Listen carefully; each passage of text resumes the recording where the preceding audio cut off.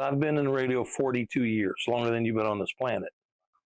And I've spent probably more than half of that in hip hop at some of the biggest stations in the country.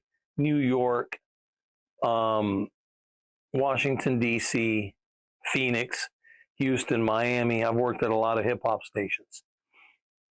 Hip hop, not Christian hip hop. Christian hip hop is where hip hop was in the early 90s. In the early 90s, hip hop came on the national scene. Ironically, the station I worked at in New York was Hot 97.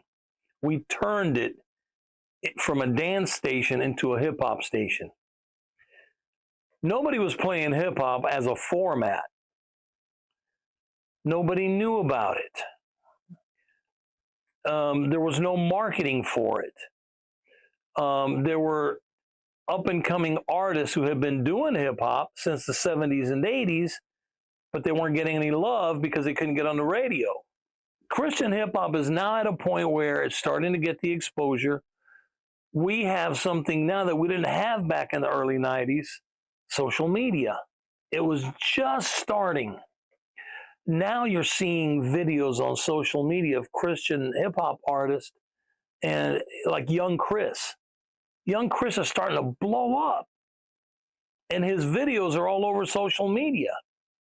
And these are the days, the formative days, where they're laying the groundwork for Christian hip-hop to explode in the next few years.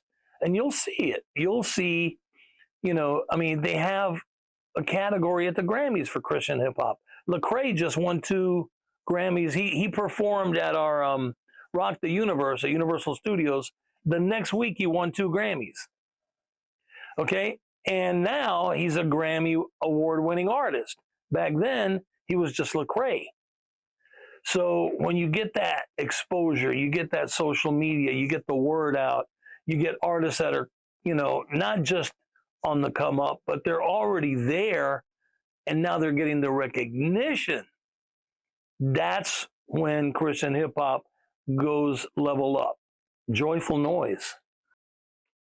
That 10 years ago, you wouldn't have had a club called Joyful Noise. You wouldn't have. People wouldn't have gone. They would have closed the doors after a month. And I hear they got 300, 400, 500 people in there. And so, and now you've got the backing of politicians who are saying, you want to do it? We're going to put you on the street corner right here. You're going to have we're not charging you anything. I think America is starting to realize that we've got to get back to God. We have to. And I think young people are looking for that bridge. They're looking to bridge the gap because they used to listen to hip hop, but they didn't know there was a Christian hip hop. Now they're going, you know what? I like hip hop and I love God. And you know what? I can put the two together. And they're starting, like I mentioned, they're starting to see it on social media. They're starting to see it at Universal Studios when we do our Rock the Universe. They're starting to hear it on Hot 95.9, where we're playing these artists and exposing them and bringing them into society where they didn't used to have a platform. Station's been on 10 years. When you listen to a station like Hot and you ask people, do you listen to Hot 95.9 or do you listen to Hot? They go, that's my station. There's an emotional connection through God to the station because it's not just something to listen to. It's the message that we are receiving. And those lyrics are giving us hope and are giving us information and are giving us, the word of God in music.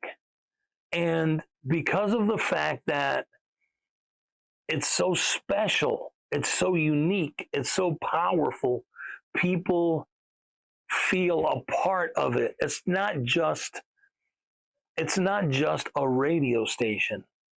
It's therapy in some cases. It's a message that regular commercial radio doesn't give you.